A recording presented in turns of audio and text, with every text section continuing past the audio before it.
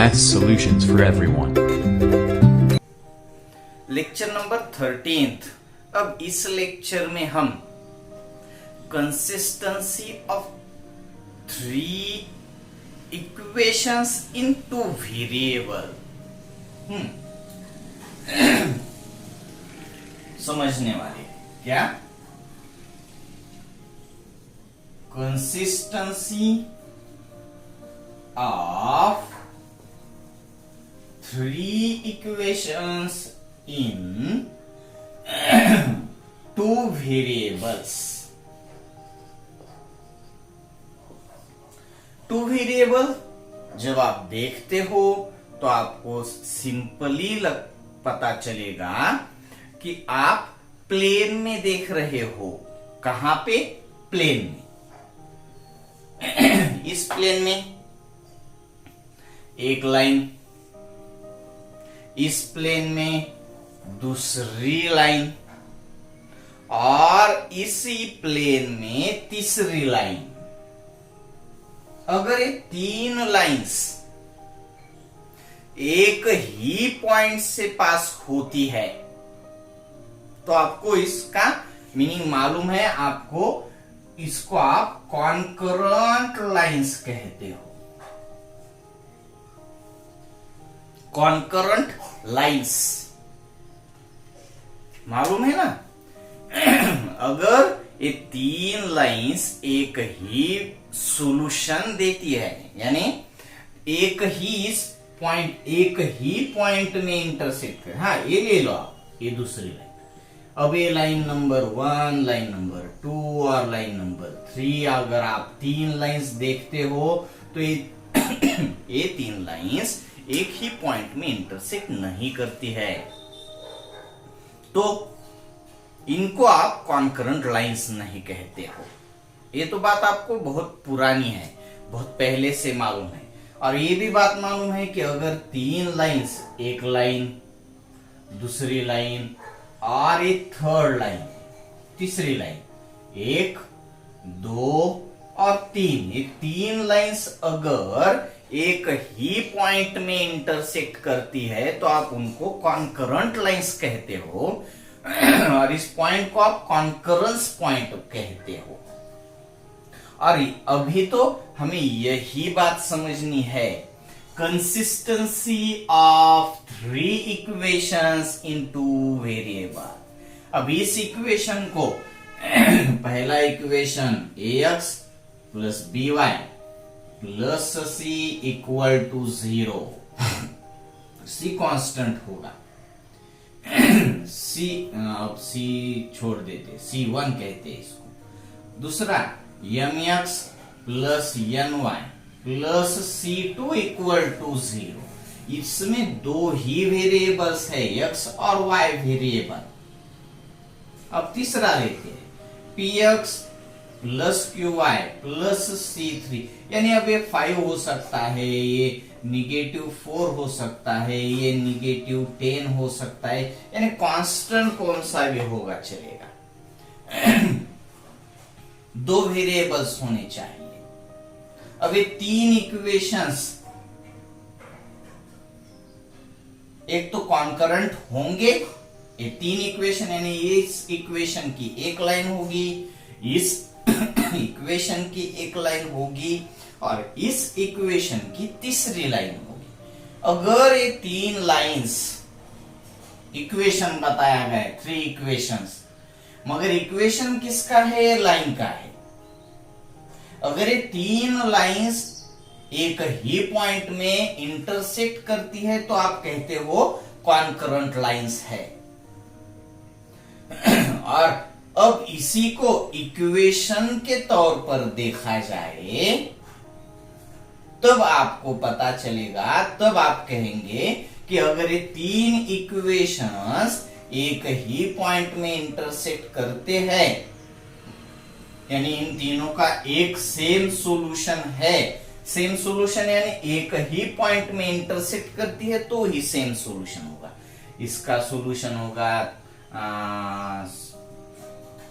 2 या फिर 3, 1 कहते हैं, 3 x का 3 कोऑर्डिनेट, y का 1 कोऑर्डिनेट, 3, 1, ये इन 3 लाइंस का सॉल्यूशन है। एक ही अगर है तब आप कहेंगे कि 3 इक्वेशंस कंसिस्टेंट है, कंसिस्टेंट है। ये तो बात सिंपली आपको अच्छे से समझ में आनी चाहिए। 3 इक्वेशंस कब कंसिस्टेंट है ऐसे आप कह सकते हो, तो ये 3 इक्वेशन जब आप सॉल्व करेंगे तब उनका एक ही सॉल्यूशन आना चाहिए। यानी 3 इक्वेशन तो आप नहीं सॉल्व कर सकते, 2 सॉल्व करेंगे और इन 2 सॉल्व करने के बाद इसके x और y की वैल्यू यहां पर पुट करके देखेंगे। मगर इससे भी आगे जाकर इस तरीके के प्रॉब्लम्स में नहीं सॉल्व करने, इस टाइप में सॉल्व नहीं करना है। अभी हम इसका डिटर्मिनेंट देखेंगे। डिटर्मिनेंट क्या देखेंगे, देखो a b c1, a b c1, m n c2, m n c2, p q c3, p q c3। इसका डिटर्मिनेंट अगर 0 आता है, इस 3 इक्वेशंस का आप डिटर्मिनेंट फाइंड करेंगे। अगर वो 0 आता है तभी आप कहेंगे कि ये 3 लाइंस कंसिस्टेंट है। सिंपल। अब बाकी की बातें तो आपको नहीं देखनी। अगर इतनी ही बात आप अच्छे से समझ लीजिए, अगर आपको 3 इक्वेशंस दिए हैं और वो कंसिस्टेंट है या नहीं है, कंसिस्टेंट है या नहीं है, ये आपको वेरीफाई करना होगा, डिसाइड करना होगा। तो आप उस डिटर्मिनेंट फाइंड कर दीजिए 3 इक्वेशंस का। अगर डिटर्मिनेंट 0 आता है तो आप कह सकते हो कि ये 3 इक्वेशंस कंसिस्टेंट है। और ग्राफिकली अगर आप इसको समझना चाहते हो तो पहली इक्वेशन की लाइन, दूसरे इक्वेशन की लाइन और तीसरे इक्वेशन की लाइन एक ही पॉइंट में इंटरसेक्ट करती है, या फिर आप कॉन्करेंट लाइंस होंगी वो, तब आप कह सकते हो कि वो 3 इक्वेशंस कंसिस्टेंट है। इस कंसिस्टेंसी का हमें आगे यूज करना है मैट्रिसेस के लिए। मैट्रिक्स का इनवर्स फाइंड करने के लिए इक्वेशंस कंसिस्टेंट होने जरूरी होते हैं। ठीक है, अब इस पर हम कुछ प्रॉब्लम्स ले लेते हैं।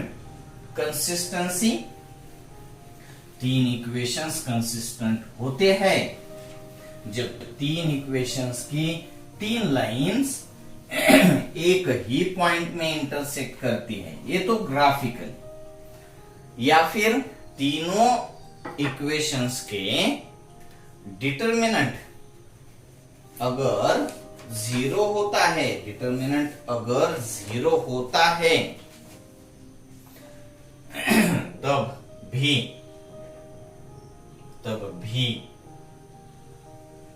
इक्वेशंस कंसिस्टेंट होते हैं। पहला प्रॉब्लम ले लेते हैं हम। x plus y equal to 2, 2x plus 3y equal to 5 और 3x minus 2y equal to 1। ये जो इक्वेशंस है वो किस फॉर्म में है एक बार अच्छे से देख लीजिए। ax plus by equal to c1, तो इधर तो नहीं चाहिए, ये c1 यहां पर होना चाहिए इक्वल टू 0। इस फॉर्म में ही हम इक्वेशन लिखेंगे। That is x plus y minus 2 equal to 0, plus 2 minus 2 बन गया, माइनस 5 होगा 2x plus 3y minus 5 equal to 0, a होगा 3x minus 2y minus 1 equal to 0।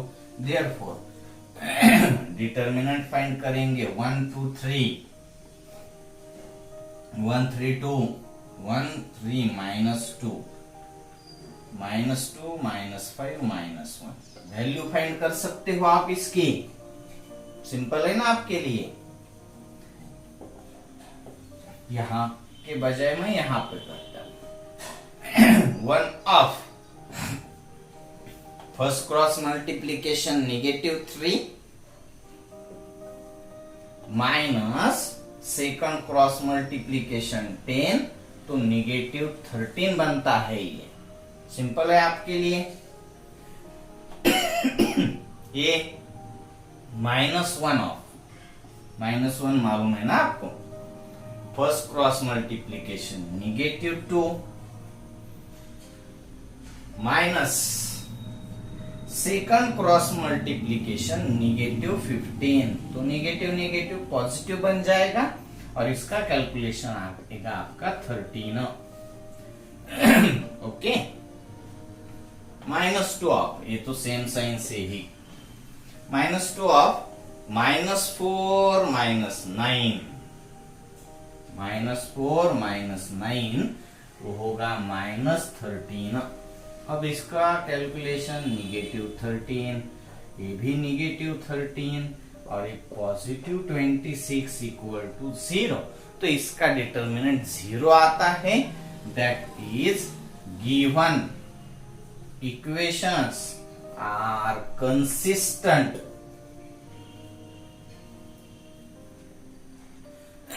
Given equations are consistent, क्यों? क्योंकि इन 3 इक्वेशन का जब आप डिटर्मिनेंट फाइंड करते हो तब आपको पता चलता है कि 0 आ रहा है। अब 0 है तो तीनों इक्वेशंस कंसिस्टेंट होंगे ही।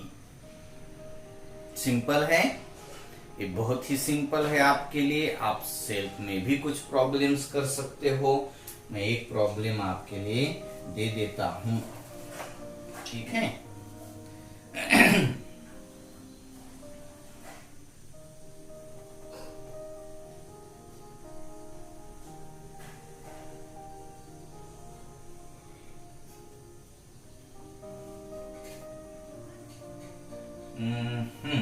यहां पर दे देता हूं, x + 2y - 3 = 0, 7x + 4y - 11 = 0, 2x + 3y + 1 = 0।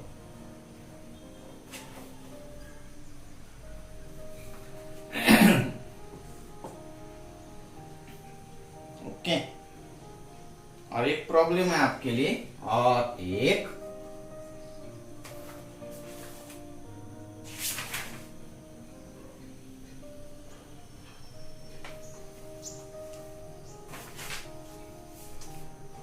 Second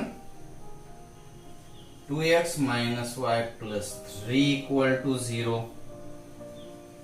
3x + y - 2 = 0, 11x + 2y - 3 = 0। ठीक है, अभी प्रॉब्लम्स आप सेल्फ में कर दीजिए। ओके, तो कल मिलेंगे हम।